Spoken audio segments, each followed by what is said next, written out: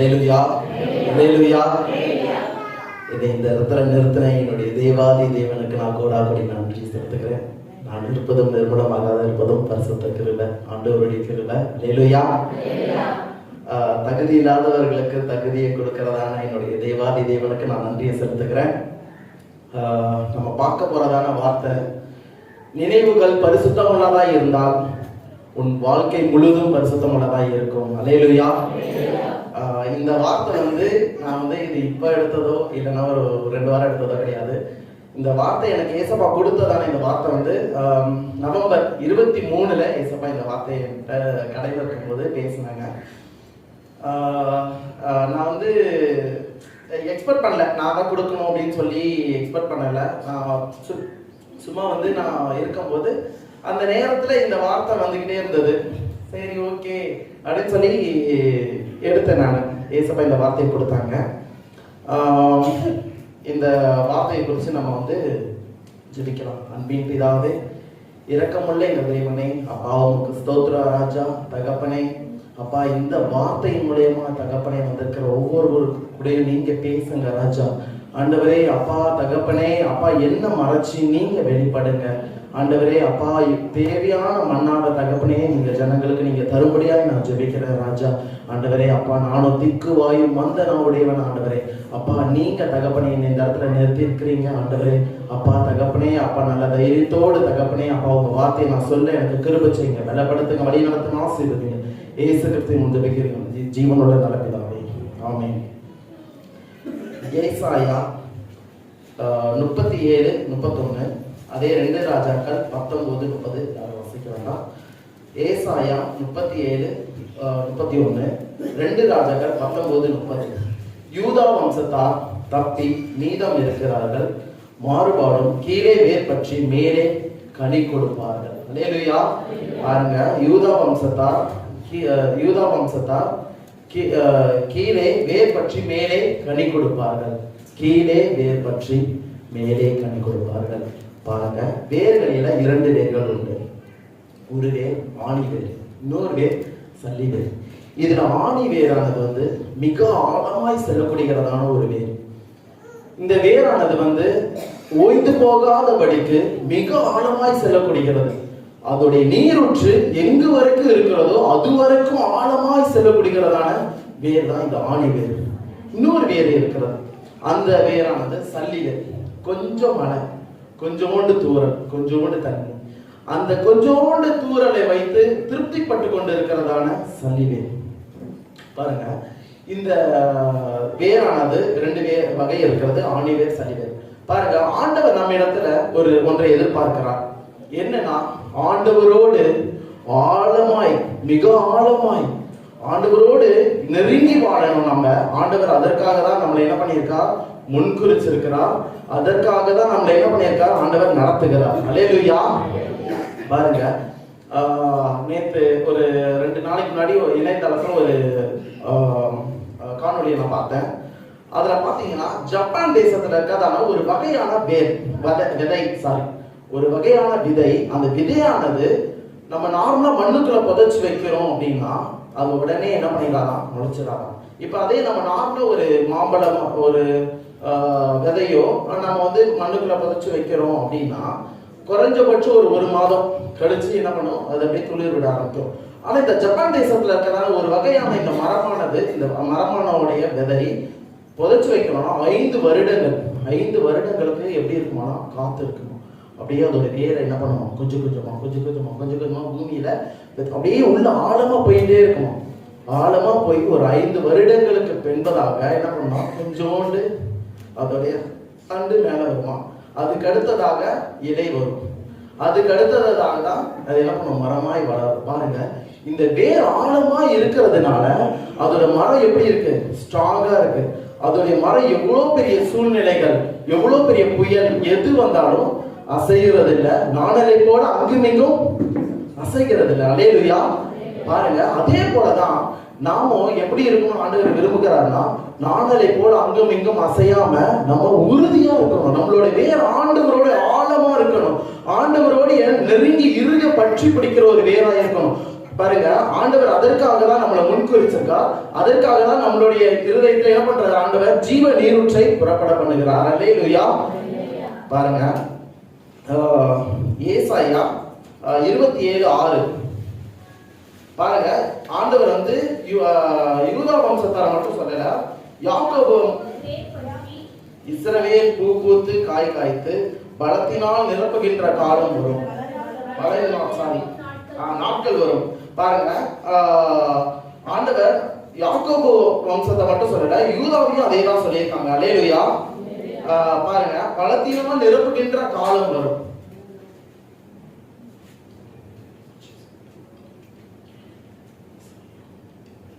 பாருங்க, அதே போலதான் நம்ம வந்து பலத்தினால நிரம்புகணும். ஆண்டவரோடு பலத்தினால சாரி இது வந்து போன்ல சின்னதா இருக்கிறதுனால எனக்கு வரல டக்குன்னு. பலனால் நிரம்புகின்ற காலம் வரும். பாருங்க, நம்ம வந்து ஆண்டவரோடு பலனால இருக்கணும், வைராக்கியத்தோடு இருக்கணும். அநேக காரியங்களை நம்ம என்ன பண்ணணும்னா வளரணும். ஆண்டவரோடு இன்னும் அதிகமா நெருங்கி வளர வளர நம்ம வந்து அநேகமா நம்ம என்ன பண்றோம்? ஆவியின் 9 கனிகளை நம்ம பெறுகிறவர்களாய் மாறுறோம். நம்ம ஆவியின் 9 கனிகள் வந்து நமக்கு வந்து கொண்டு வருகிறவர் பரிசுத்த ஆவியானவர். ஆனா நம்ம வந்து நம்ம ஆண்டவர் கொண்டு வரணும்னா நம்ம எப்படி இருக்கணும்? நம்ம பலனா இருக்கணும். பாருங்க, நம்ம பலனா இருந்தால்தான், நம்மளுடைய வேர் ஆணி வேராய் இருந்தால் மட்டும்தான் நம்ம வந்து என்ன பண்ணுவோம்? நம்ம நல்ல பலனாய் மாறும். இல்ல நம்ம ஆணி வேராய் நம்ம பலமா இல்ல, நம்ம சாதாரண ஒரு சல்லி வேராய் தான் இருக்கிறோம் அப்படின்னா உலகத்தையும் சேர்த்து நம்ம பிடிக்கிறவங்க நம்ம மாறிடுவோம். அல்லேலூயா. பாருங்க, ஒரு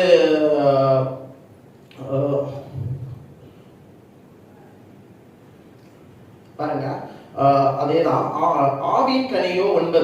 பாருங்க, கலாத்தியர் 5:22-23.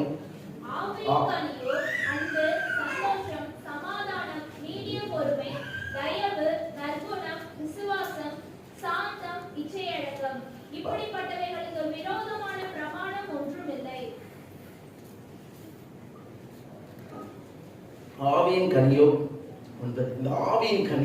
இந்த ஆவியின் கனியை கொண்டு வருகிறவர் பரிசுத்த ஆவியானவர். அல்லேலூயா. பாருங்க, இந்த ஆவியின் கனி வந்து சாதாரணமா கிடைச்சிடாது. நம்ம என்ன பண்ணணும்? ஆண்டவரோடு நெருங்கி இருக்கும் பொழுதுதான் இந்த ஆவியின் கனிகள் கிடைக்கும். பாருங்க, ஒரு சின்ன ஒரு ஸ்டோரி சொல்றேன். ஒரு போதகர், தெரிந்த ஒரு போதகருடைய ஊர்ல வந்து ஒரு மாமரம் இருக்கு. அந்த மாமரம் வந்து அந்த சைடு யார் போனாலுமே நின்று பார்ப்பாங்களாம் அந்த மாமரத்தை. ஏன்னா வந்து அந்த மாமரத்துல அவ்வளவு கனிகள் இருக்குமா, அவ்வளவு கனி நிறைஞ்சு இருக்குமா. அந்த கனி வந்து நிறைஞ்சு இருக்கிறத பார்க்கும்போது எல்லாருமே நின்று பார்ப்பாங்களாம். ஆனா அந்த கனியை யாராவது எடுத்து புசிச்சாங்க அப்படின்னாங்கன்னா அந்த கனியை புசிக்கும் பொழுது வாயை புத்து போயிடுமா. ஏன்னா அந்த கனி முழுவதும் பாலினால் நிறைஞ்சிருக்குமா. அந்த கனி வந்து அந்த கனியோட பேர், அந்த மாமரத்தோட பேரே பால் காய்ச்சின மாமரம். பாருங்க, கனி அதிகமா இருந்தாலும் பாருங்க நிறைய இருக்கு, நல்லா வளர்ந்து இருக்கு. ஆனா எப்படி இருக்கு? ஒரு கசப்பு நிறைஞ்சதா இருக்கு. நம்ம இந்த நாட்கள்ல நம்ம கசப்பு நிறைஞ்சதா இருக்கணுமா? இருக்கக்கூடாது. நம்ம வந்து பாருங்க, அதேதான் அத்திமரம். பாருங்க, மத்தேயு 21:19 பாருங்க, நம்ம கனி அதிகமா இருக்கு. ஆனா வந்து எல்லாருக்கும் உபயோகப்படுகிற ஒரு கனியாய் மாற வேண்டும்.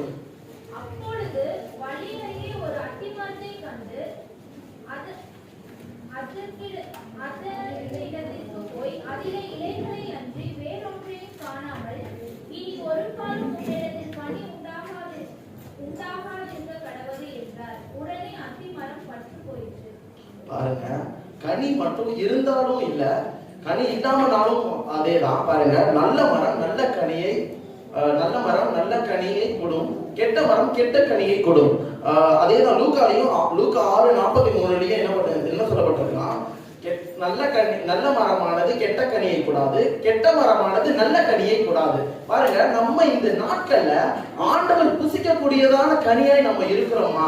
ஆண்டவர் வந்து நம்ம விரும்புகிற ஒரு கனியாய் நம்ம இருக்கிறோமான்றதான் ஆண்டவர் நம்ம கிட்ட எதிர்பார்க்கிறார். பாருங்க, ஒரு நபர், இப்ப நம்மளே இருக்கிறோம், நம்ம ஒரு பழம் நிறைஞ்ச ஒரு பழத்தோடைய விதை, ஒரு பழத்தை புசிச்சு பார்க்கிறோம். அந்த விதையானது, அந்த பழம் நல்லா இருந்ததுன்னா என்ன பண்ணுவோம்? அந்த விதையை வந்து நம்ம உடனே சேர்த்து வச்சு நம்ம என்ன பண்ணுவோம்? மண்ணுக்குள்ள பதிச்சு அது நல்ல கனியை தருமா அப்படின்ற வரைக்கும் நம்ம காத்திருந்து வளரும். அது அவ்வளோக்கு நம்ம பராமரிப்பு. இது வந்து நல்லா இருக்கும் இந்த கனி, நம்ம வந்து நல்லா இதை வந்து பராமரிச்சு நம்ம வந்து என்ன பண்ணணும், நம்ம நல்லா புசிக்கணும் அப்படின்னு நினைச்சு நம்ம ரொம்ப என்ன பண்ணுவோம், பிரயாசப்பட்டு அதை வந்து நம்ம என்ன பண்ணுவோம், வளர்ப்போம். நல்லா வளர்ந்துரும். வளர்ந்ததுக்கு பிறகு என்ன பண்றோம், அந்த கனியை நம்ம புசிச்சு பார்க்குறோம், நல்லா இருக்காது ஃபர்ஸ்ட். உடனே நல்லா இல்லைன்னா உடனே என்ன பண்ண வச்சுச்சோ நல்லா இல்லையே, இது அப்படிதான் இருக்குமா அப்படின்னு நினைப்போம். ஆனா உடனே என்ன பண்ணிட மாட்டோம், அதை வந்து வெட்டி போட்டுற மாட்டோம். நம்ம என்ன பண்ணுவோம், இன்னும் மீண்டும் முயற்சி பண்ணி பார்த்துக்கிட்டே இருப்போம். நம்ம இன்னும் அடுத்த கனின்னு என்ன பண்ணிக்கிட்டே இருப்போம், அதை பார்த்துக்கிட்டே இருப்போம். அதுக்கப்புறமும் அது ஃபுல்லாவே அது இப்படிதான் இருக்கு அப்படின்னு என்ன பண்ணுவோம், மனசோர்வடைப்பட்டு அதை வந்து நம்ம என்ன பண்ணிடுவோம், வெட்டி போட்டுருவோம். அந்த ஊர்ல ஒரு மாமரம் இருக்குன்னு சொன்ன தெரியுமா, அந்த மாமரமும் அதே தான். அடுத்த நாள் போறாங்கன்னா அந்த மாமரத்தை வெட்டி வேற ஒரு செடியை வச்சுட்டாங்க. பாருங்க, ஒரு நபரே வந்து அவ்வளோக்கு எதிர்பார்க்கும் பொழுது அப்புறம் ஆண்டவராகிய இயேசு கிறிஸ்து நம்ம கிட்ட எவ்வளவு எதிர்பார்ப்பாங்க பாருங்க. அந்த ஆவின் கனியில அன்பு, சந்தோஷம், சமாதானம், நீடிய பொறுமை, தயவு, நற்குண, விசுவாசம், சாந்தம், கடைசி என்னது, இச்சை அடக்கம். பாருங்க, இந்த எல்லாத்துக்கும் ஒரு பெரிய ஒரு இது வந்து இச்சை அடக்கம். இந்த இச்சையானது வந்து ஃபர்ஸ்ட் எப்படி வரும், ஃபர்ஸ்ட் வந்து சின்னதா நம்ம எவ்வளவுக்கு நம்ம ஆண்டவரோடு நெருங்கி இருந்தாலும், ஆனா அந்த இச்சையில வந்து ஒரு பெரிய பாவம் வரைக்கும் நம்ம கொண்டு போவோம். பாருங்க, ஃபர்ஸ்ட் சிம்பிளா என்ன பண்ணுவோம், ஃபர்ஸ்ட் வந்து ஒரு உலக பிரகாரம் இச்சைன்றதை வந்து இப்ப அவங்க சொன்னாங்க தெரியுமா, நான் அதை அவங்க எக்ஸ்பெக்ட் பண்ணவே, அவங்க அந்த டிராமா போடுவாங்கன்னு எனக்கு தெரியவும் தெரியாது. நான் இது வரைக்கும் நான் கேட்டதும் கிடையாது. பாருங்க, அவங்க சொன்னாங்க பாருங்க, பொருள் நாள் பாருங்க, ஒரு சின்னதா ஒரு குழந்தைங்க என்னன்னு பாத்தீங்கன்னா ஒரு பெண், அந்த பெண்ணுல இருந்து அப்படியே படிப்படியா என்ன ஆகுது, வளர்ந்துகிட்டே இருக்குது. அப்படியே பெருசா அப்படியே அது என்ன ஆகுது, அப்படியே படிப்படியா போய் கொள்ளை எல்லாத்துக்கும் போயிடும். பாருங்க, இச்சையானது அவ்வளவு ஒரு இதா இருக்கு. இச்சை வந்து பாருங்க, நம்ம எவ்வளவுக்கு நம்ம ஆண்டவரோடு நெருங்கி இருந்தாலும் பிசாசானவன் ஈஸியா கொண்டு வருவான் இச்சைய. அந்த சின்ன ஒரு விஷயத்துல இருந்து பெருசா வரைக்கும் கொண்டு போவோம். பாத்தீங்களா, ஊழியக்காரங்களே அநேகர் சொல்லியிருக்காங்க பாருங்க. இப்ப கூட ரீசெண்டா நம்ம கேள்விப்பட்ட ஒரு ரொம்ப கவலையான ஒரு நியூஸ் பாருங்க. ஜான் ஜெபராஜ் ஐயா எவ்வளவுக்கு பாருங்க நல்ல ஒரு பாட்டு எல்லாம் பாடினாங்க பாருங்க. அவங்க பாட்டு பாடும் பொழுதுதான் நமக்கு நம்மளே அறியாம கண்ணீர் வடிப்போம். ஆனா பாருங்க, அவங்க என்ன ஆயிட்டாங்க, இச்சையில விழுந்துட்டாங்க. பாருங்க, அப்பேற்பட்டதான நல்ல ஒரு பாட்டு, ஆண்டவரோடு நெருங்கியதான நபருக்கே அவ்வளவு ஒரு பெரிய பாவத்துல விழுந்ததான ஒரு சூழ்நிலை பாருங்க. அதேதான் சாம் ஜெபத்ரா ஐயா, அவங்க வந்து அவங்க வாலிப நாட்கள்ல இருக்கும் பொழுது அவங்க போதகர்கிட்ட போய் கேட்டாங்க, ஐயா எனக்கு வந்து இந்த மாதிரி என்னோட இச்சை போராடுது, நான் எவ்வளவுக்கு ஆண்டவரோடு நான் நெருங்கி இருந்தாலும் இச்சை என்னோடு போராடிக்கிட்டே இருக்கு, நான் என்ன பண்ணணும் அப்படின்னு கூப்பிட்டு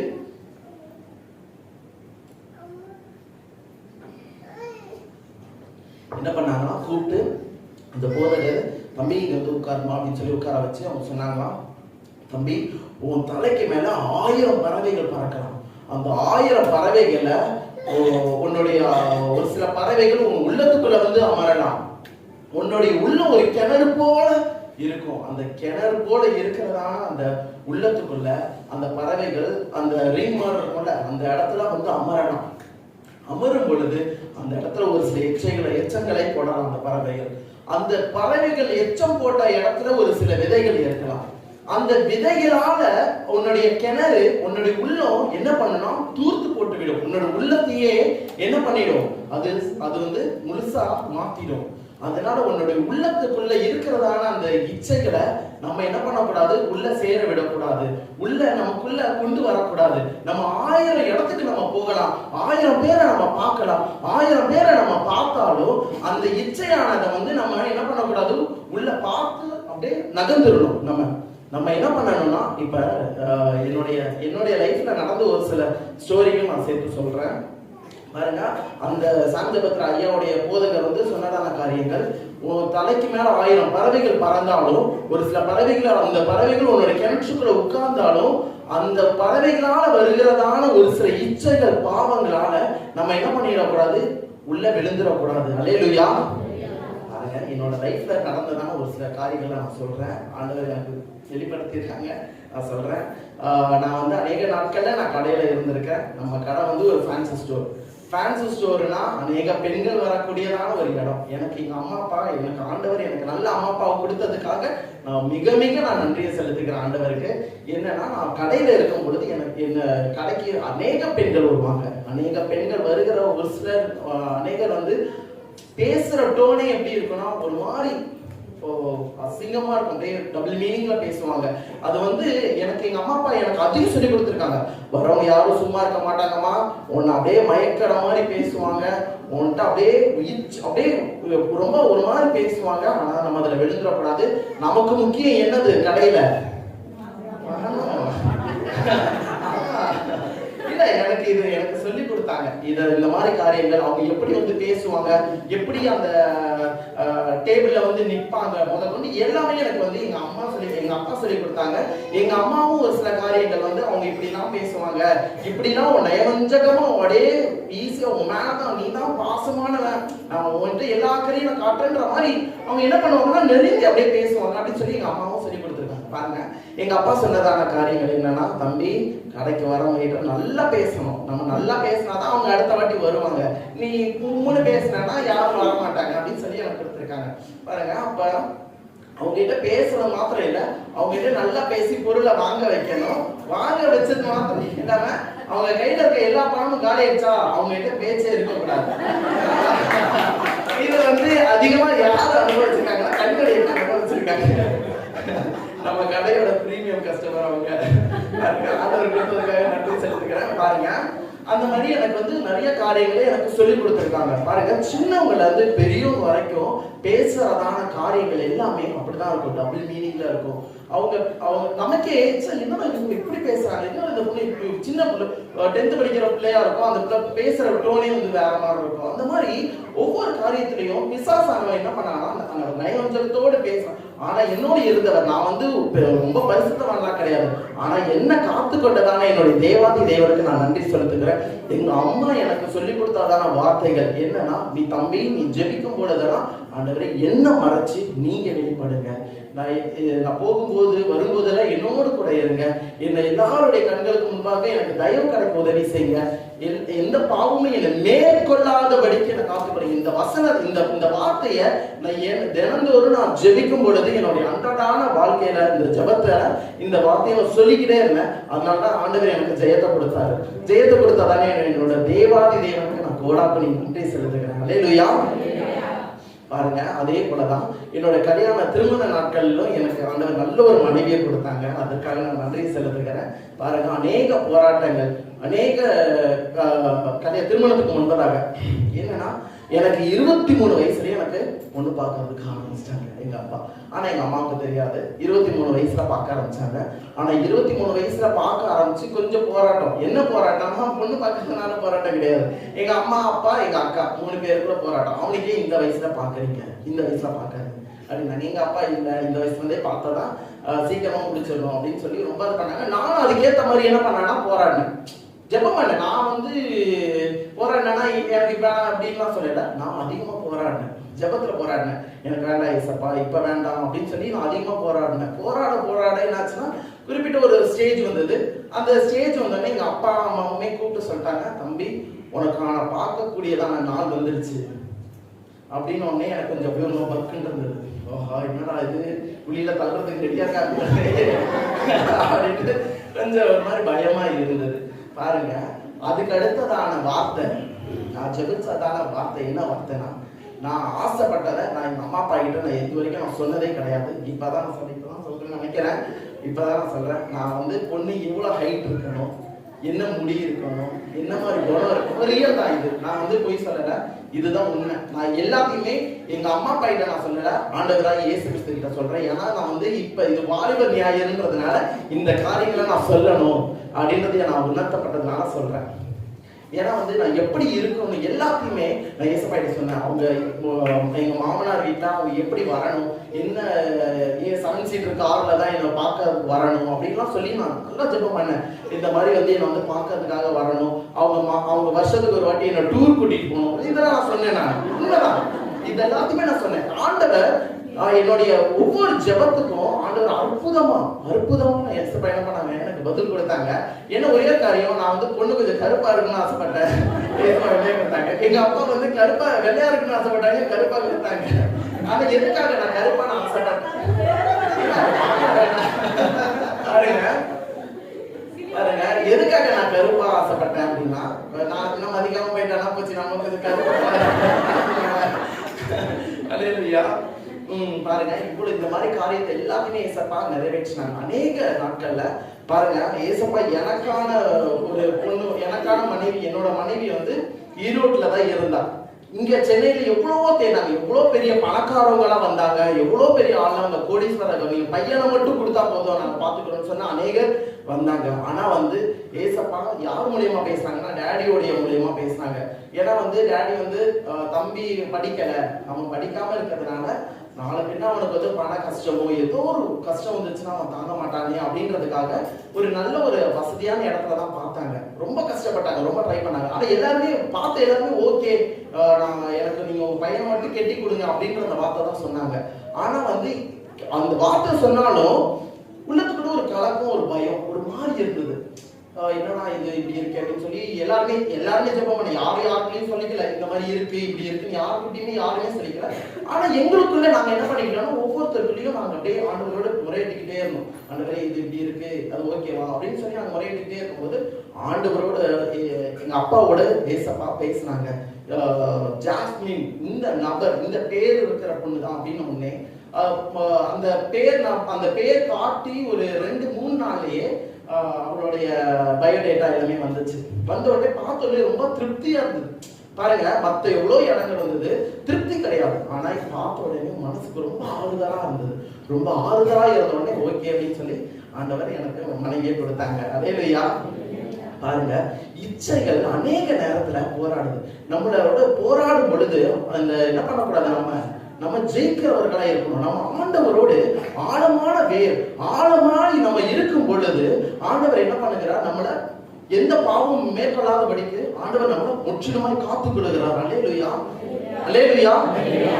பசிக்குதா பாருங்க, இந்த நாட்களிலும் நம்ம எப்படி இருக்கணும்னா, பாவம் எதுவும் மேற்கொள்ளக்கூடாது.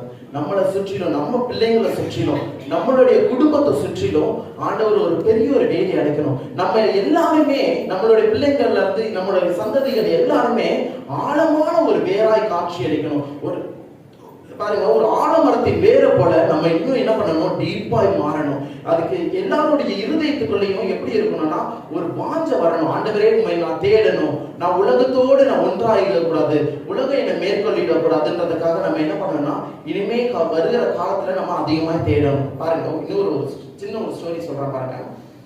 ஒரு சென்னையில இருந்ததான ஒரு காலேஜ் தான். அந்த காலேஜ்ல வந்து ஒரு சில செடி, இந்த பூனக்கஞ்சான் செடின்னு சொல்லுவோம், மேல பட்டுச்சுன்னா ரொம்ப அரிக்கும். அந்த செடி வந்து ரொம்ப அதிகமா காணப்பட்டுச்சான். அப்ப அந்த செடி அதிகமா காணப்பட்டதுனால அந்த ப்ரொஃபசர் என்ன பண்ணாரா, அந்த செடி எல்லாத்தையுமே என்ன பண்ணிட்டாங்கன்னா வெட்டி போட்டாங்க. வெட்டி போட்டோடனே அப்புறம் என்ன ஆயிடுச்சா, காலி ஆயிடுச்சு, செடியே இல்லை. சில நாட்கள்ல என்ன பண்ணுச்சா, மழை பெஞ்ச உடனே மறுபடியும் என்ன பண்ணிடுச்சு, துளுத்துச்சு.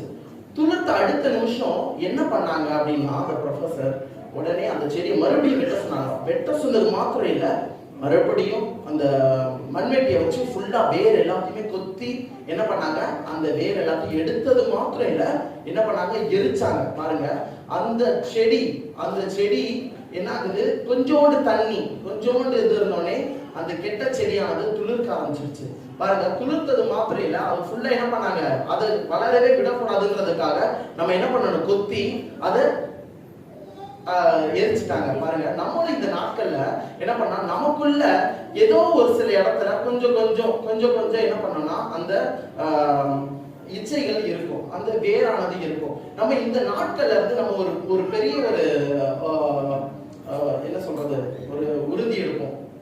இனிமேட்ல இருந்து நான் அபிஷேகத்துல நான் நிறைய தனித்து நான் இனிமே ஜெபிப்பேன். நான் வந்து என்னோட வாழ்க்கையில இனிமே இந்த எந்த பிசாசோ எதுவுமே நான் போராடக்கூடாது, எனக்குள்ள எரிச்சல் வரக்கூடாது, எனக்குள்ள வந்து ஒரு பொறாம குணம் வரக்கூடாது, எனக்குள்ள இனிமே வந்து இச்சை என்னோட போராடக்கூடாதுன்னு சொல்லி நம்ம எல்லாருமா சேர்ந்து ஜெபிப்போம்.